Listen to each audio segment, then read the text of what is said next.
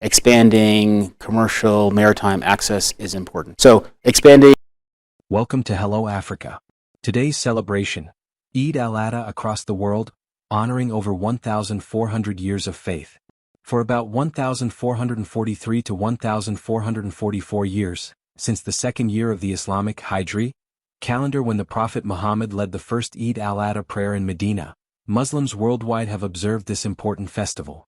Each year, Eid al-Adha, the festival of sacrifice, stands as a central event in the Islamic calendar, commemorating the faith and obedience of Prophet Ibrahim, who was willing to sacrifice his son Ishmael before God provided a ram as a substitute. Today, as in centuries past, Muslims gather for special prayers, the ritual sacrifice of livestock, and the sharing of meat among family, friends, and those in need. In Ethiopia, large public prayers are held in cities like Addis Ababa, while in Mecca, the festival coincides with the final rituals of the Hajj pilgrimage.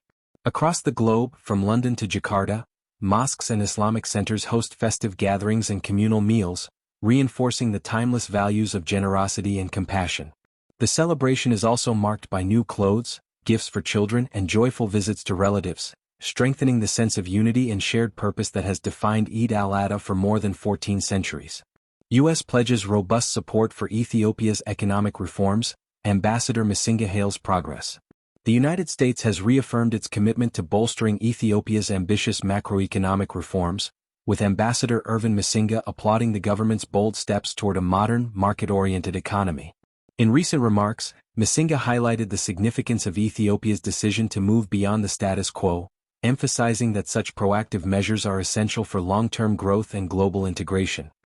Expanding maritime access through commercial means, through peaceful and diplomatic contexts is something very important and something that the United States government and my embassy intends to support going forward. We understand this issue.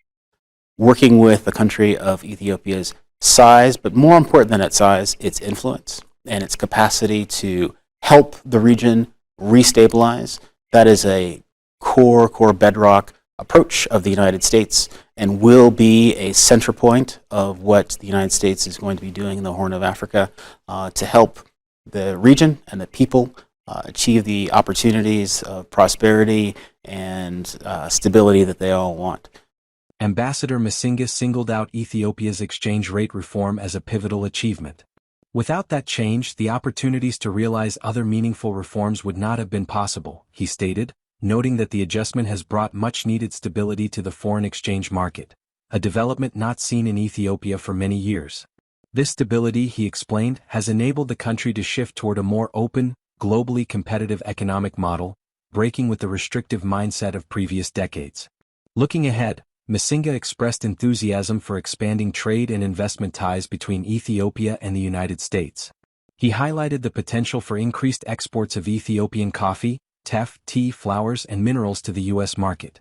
The ambassador also pointed to Ethiopia's strong presence at recent U.S. investment conferences as evidence of growing economic collaboration. He pledged ongoing support for Ethiopian businesses and their American partners, aiming to unlock new opportunities in a variety of sectors. The aviation sector stands as a prime example of the deepening partnership. Ethiopian Airlines' significant investments in U.S.-made equipment were commended, with Massinga expressing optimism for continued cooperation.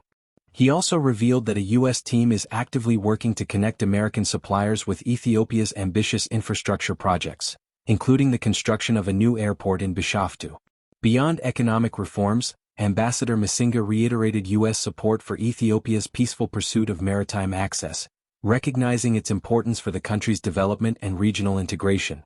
He underscored Ethiopia's central role in promoting peace and stability in the Horn of Africa, and affirmed the U.S. government's readiness to assist Ethiopia in achieving its strategic objectives through commercial, diplomatic, and peaceful means. In closing, Massinga lauded the Ethiopian government for its decisive actions and expressed confidence in the future of U.S.-Ethiopia relations. "We applaud the Ethiopian government for its bold decisions and look forward to many more years of shared progress and prosperity," he said, signaling a new era of partnership focused on inclusive growth, infrastructure development, and regional stability. Ethiopian exports such as coffee and flowers stand to benefit significantly from U.S. partnerships by gaining improved market access, enhanced supply chain efficiency, and increased investment in quality and productivity, as seen in initiatives like the Regrow Yerga project, which supports Ethiopian coffee farmers with training, better agricultural practices, and stronger market linkages, ultimately boosting export volumes and value. 3. For flowers, U.S. partnerships could help mitigate the impact of tariffs and expand market reach, although current tariff increases have posed challenges, prompting producers to also target other regions. The development of the Ethiopian Navy, despite Ethiopia being landlocked, is important because it enhances Ethiopia's strategic leverage and security cooperation with coastal neighbors, supports the protection of vital maritime trade routes, and underpins Ethiopia's ambitions for regional integration and economic connectivity by securing access to seaports and facilitating safer, more efficient trade flows. Thank you for joining us. Don't forget to like, subscribe, and hit the bell icon for more amazing content here. Until next time, keep exploring and keep asking questions.